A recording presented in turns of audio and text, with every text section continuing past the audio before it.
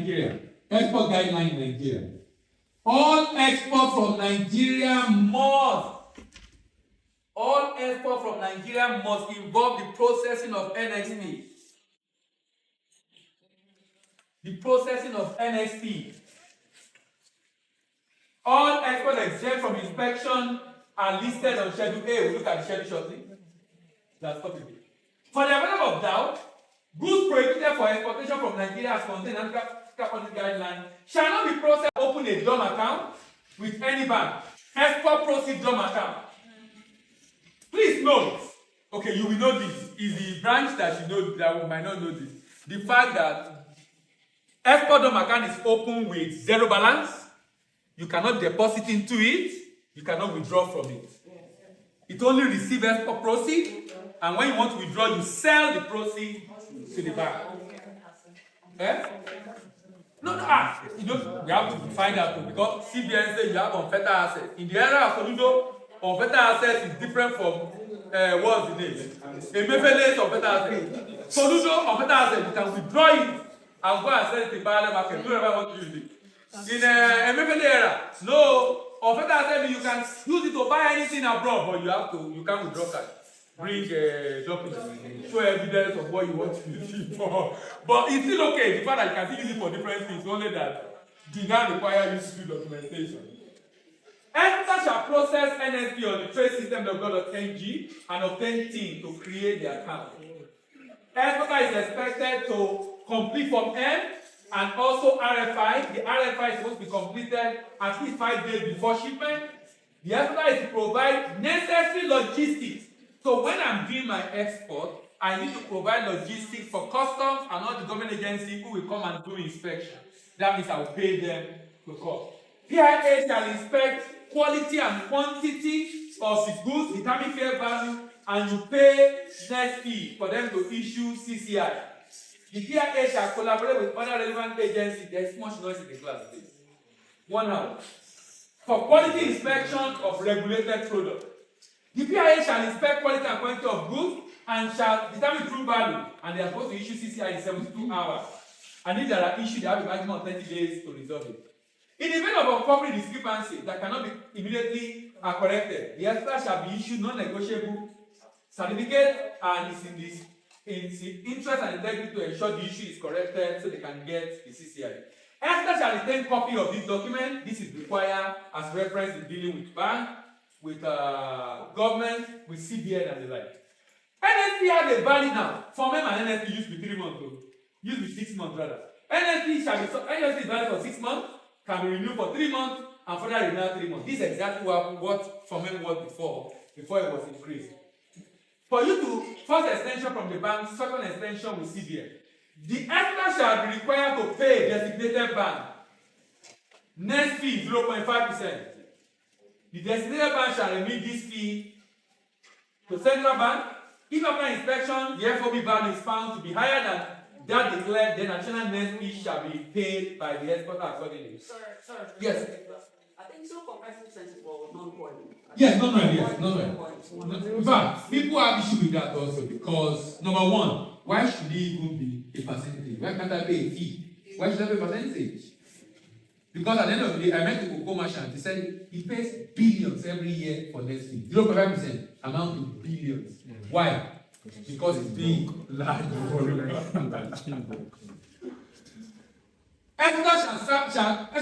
The customs shall ensure that any cargo without CCI, duly issued by the government, appointed for pre-shipment inspection agent, is not loaded on seagoing vessels, aircraft, border crossing vessels.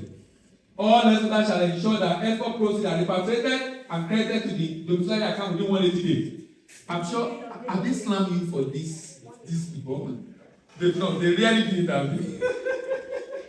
Letter of credit for collection advance payment and other approved national payment shall be accepted for all exports from Nigeria. It is the responsibility of CBN to monitor repatriation of all export proceeds. Non-compliance or payment of net shall attract 10% fine on the outstanding fee, and non-repatriation is supposed to attract 10% of the amount as a fine. But like I said, the fine is really enforced. What are the goods exempted from inspection? Please don't confuse prohibition from exemption. Exemption from inspection does not mean it cannot be exported. Prohibition means it cannot be exported. Does that make sense, please? Yeah. Exemption means PIA will not inspect it, but it can be exported. An example, personal effect, used motor vehicles, perishables, periodicals, magazines, objects of arms, explosive, private products, arms, ammunition, live animal transmissions, transshipment and supply to diplomatic corps, household and non-commercial products. All of them are exempted. Are you hungry? They say no. We are not hungry yet. We are not hungry yet. Don't worry, we can do it by yourself. We'll do 2 Speak for yourself. Let's do 2 No, now, just tell me. And you have been sitting down, you are not even using the food. You have been sitting down. You don't need it, have you? Thumbs up. She's speaking for herself. One out, please, go ahead. One out. Please go ahead. Items for charitable causes, are they also? Yes. For you, if you start, the only challenge is it will be you will be shipping as non-commercial export. NCS, non-commercial export. But they will have to verify, just get details to be sure what's actually. Export prohibited for export, timber is prohibited for export, rock iron is prohibited for export, gravel is prohibited for export, rubber and clothes is prohibited for export, animal is prohibited for export, wildlife like elephant, crocodile, lizard, monkey, etc. What's the problem? And yes, zoology. Zoologists are counted there. And they said they will soon go into extinction. We should stop exporting them. Is everywhere. You have what? How many did you see? When did you see lizard? When did you see lizard? Zoology that is counting them says they are endangered. Are you a zoologist? You don't see lizard the way you used to see them again. So you can export. Now, so on this list, the one I have issue with is the last one. Dubai is a major hub. They buy from East Asia and sell to West, and they make a lot of money from it. So there's no reason why we should say we should not export imported goods. It doesn't make sense. We don't have enough right now. Because we need forex. And can generate forex from it. So why can't we? But you know the interesting thing, even though we said it's prohibited, go to Kari, go to Aspanda, go to Alaba, go to Oduade, you see truck every evening loaded to go by road by night to West Africa. Imported goods. They are going now. But it would have been documented and done correctly. Thank you. They would have been documented and done correctly. But we're saying no because you know sometimes they have some laws. I don't know why they did it then, but it's not making sense to me right now because it's happening and we're not documenting it. And it's export actually. It's export. Now, payment method in international trade. Payment method has to do with exchange of goods for money. Exchange of goods for money. The selection of which payment term to be used is likely dependent on relationship. If I have relationship with you as a buyer, I can ship to you for you to pay later. If I don't have relationship with you, I'll be asking for another payment method. Working capital. If I have relationship with you, if I don't have working capital, I will not. Now, the countries involved in the transaction. If I'm shipping to a country like, what's the name? Ukraine, I'll be concerned, right? Why would I be concerned? Political risk.